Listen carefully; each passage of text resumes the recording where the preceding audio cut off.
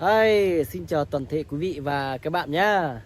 Quý vị và các bạn ơi, thì hiện tại là trên này là hoa đào đang nở rất là đẹp nhá. Đây, đây là cái hoa đào của nhà mình, cây đào của nhà mình mọi người nhá. Thì vào mùa này là chuẩn bị vào mùa đông rồi. Thời tiết rất là lạnh nên là hoa đào hoa mận đang tranh nhau đua nở mọi người ạ. Thì ai muốn tham quan du lịch hoa đào thì hãy nhanh tay nhanh chân để đánh với đất Mộc Châu Sơn La để khám phá hoa đào hoa mận thi nhau đua nở. Nhưng mà hiện tại là hoa đào hoa mận thì là không phải vội nhá, nó sẽ nở sớm hơn, gọi là cháy mùa mọi người ạ. Thì tôi sẽ quay chi tiết hoa đào cho mọi người được khám phá xem nó đẹp như nào, hiện tại đẹp như nào mọi người nhá.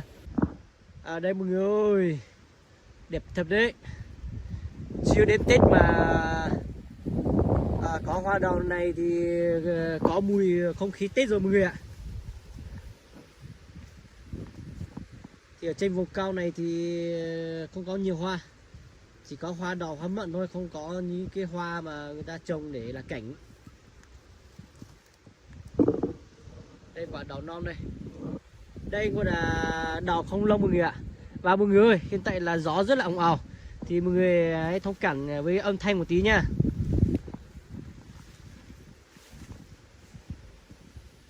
Mọi người ơi, thì tôi chỉ quay sơ qua thế này cho mọi người xem thôi nhá.